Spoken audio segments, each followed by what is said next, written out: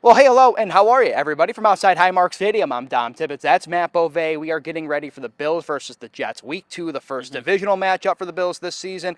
Listen, you and I were talking about it on the car ride here. hmm The Bills, anytime they go to MetLife, it can be weird. They're Yeah, kind of weird games. You never know how it's going to go. The Jets are always a tough opponent for the Bills, especially on their home turf. What do you make of this just so far as we talk about this a couple days out from kickoff? I think the Jets pose some similar challenges to what the Ravens were able to have success with the other night, and that's what the Bills are ultimately going to have to clean up. Justin Fields is a mobile quarterback. He Mm-hmm. had a really good game against the Steelers the other day, and so did Brees Hall. And Brees Hall has had a bit of success against the Bills. What I would like to see in this game is that they clean up the mistakes that they made against the Ravens, against an opponent who I don't think will have nearly as much firepower as the Ravens did in the season opener.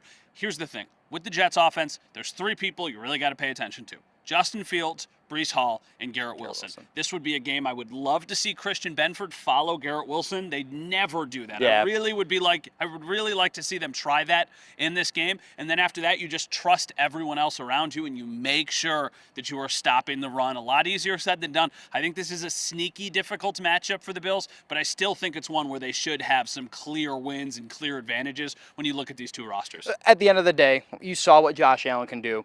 Your offense is going to be the offense with the Bills. I think toe-to-toe, the Bills offense, you take them every day of the week, twice on Sunday. The concern is the defensive side of the ball. I'd love to see not only just the mistakes cleaned up, it's easier said than done, Matt, but let's just see the safeties take a level up. Let's see Cole kind of, remember how we talked in the preseason, Cole Bishop, kind of a rough first game in the home game against the Bears, or the road game, against the Bears, even against the Colts, but then you kind of saw some glimpses of what Cole Bishop could be in that preseason game against the Bucs. I'd love to see a guy like him, like how we saw Keon Coleman take that step up, Cole Bishop taking a next step would be good, because then you start to have some of those questions answered, given how maybe not good, for a lack of better Yeah. words, that performance out of that group was Sunday night against the Ravens. Overall, toe-to-toe, it's offense. I'll take the Bills there too. Defense, I like some of the pieces the Jets have always had, but sometimes, again, the Bills' offense has gotten the better of them in years past, so we'll just see how that all plays out. Yeah. Everything else really, Matt, is just all to be determined when kickoff actually comes on I Sunday. think we need to see a much better performance from the linebackers for the Bills. I think that they were pretty average, and that's probably being kind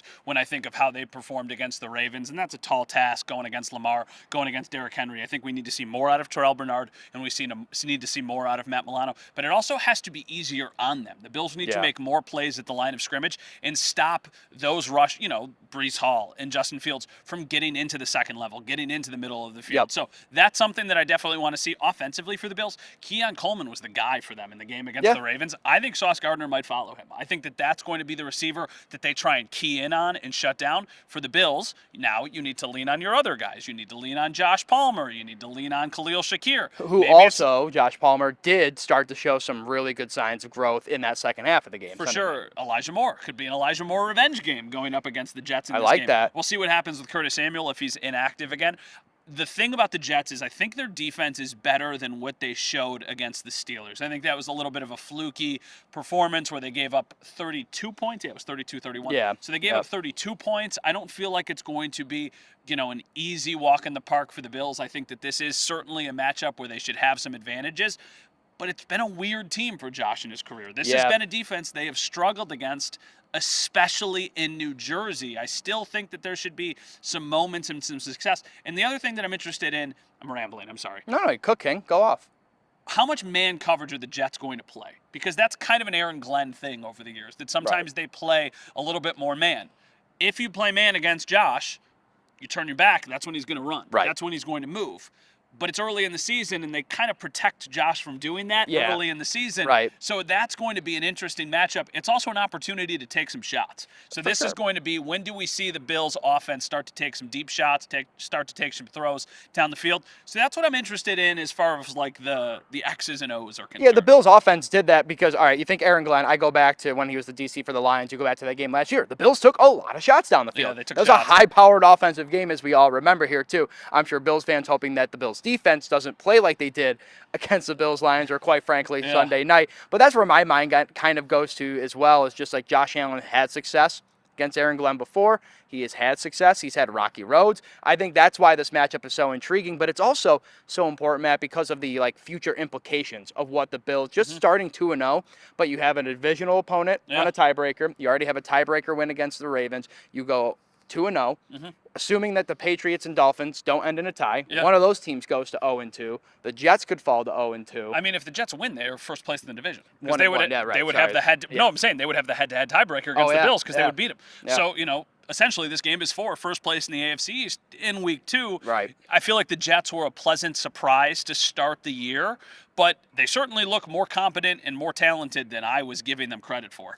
Sure, I think that could just stem from, again, like a coach, fresh scene, Aaron Glenn. Culture change guy. Yeah, of course. And like I look back at a couple of videos of like him kind of going at it, the guys coming off the field. Like there's a little bit, feels like there's more accountability down in East Rutherford right now. That all has to play out Sunday. We'll have to wait and see how that shapes out here. But again, Bills with a big opportunity. It feels like it is almost still a must-win game, just given how much in the driver's seat the Bills can put themselves into. Because before the bye, we were saying this too on the car ride up to practice on Thursday.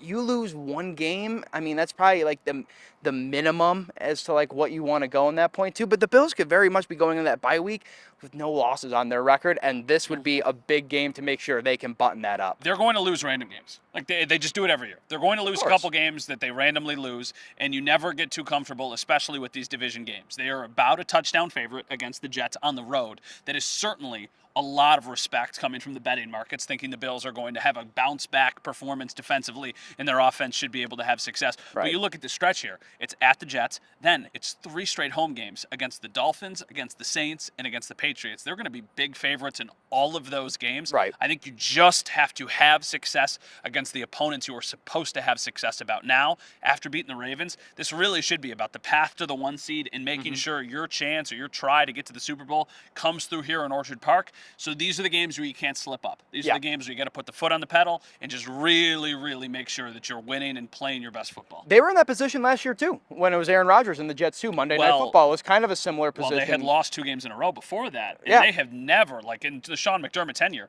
I don't know if he's ever lost 3 games in a row. Probably maybe his second year in 2018 when they kind of stunk. But that was the year where last year, they lost to the Ravens. Yeah. They got smoked on Sunday Night Football. Then they lost to the Texans. They played a stinker. Right. So that game in New York was really, really kind of like a pressure situation for the Bills. This one, 1-0 early in the season. Jets are flying high, even though they lost. It feels like this is still one of those ones where you got to make a statement of like, we're still the class of the AFC East. For sure, absolutely. And we'll be there. I'll be down in New York. Yep. Or New Jersey, I should say, to give you all the coverage come Sunday. One more practice this week, coming up Friday for the Bills before it's Jets up. Go down to East Rutherford. Any last thoughts, Matt, before we wrap this up? No, we're recording this on Thursday. The Ed Oliver injury is really something that we need to monitor. Now, for those of you who don't know, the Bills' probably best defensive player from the other night was spotted on Thursday in the locker room in a walking boot on his left foot, and he was using a scooter to get around. The Bills called it an ankle injury, and he was listed as a non-participant on Thursday for the Bills walkthrough. So that is absolutely something to monitor, just because he was so good for the Bills the other night. If he can't play, I wonder what they do with defensive tackle. I think it'll probably be a heavy dose of TJ Sanders out there. However, what do they do with no Dwayne Carter? If they don't have Ed Oliver, Larry Ogunjobi suspended. Maybe this is a Jordan Phillips call. I was gonna say they're gonna elevate the guy in a parka. Yeah, the only problem is he just got. Yeah, it. exactly. So that's a very quick call up. So we'll familiarity with the system, though. For sure. So we're gonna figure, because we don't know and we don't want to speculate on the injury. That's just what we know as of recording this on Thursday. So that is a very big thing to monitor for me. All right, there it is. Bills Jets kickoff 1 o'clock at MetLife Stadium. That's Matt Bove. I'm Dom Tibbetts. We'll talk to you guys soon.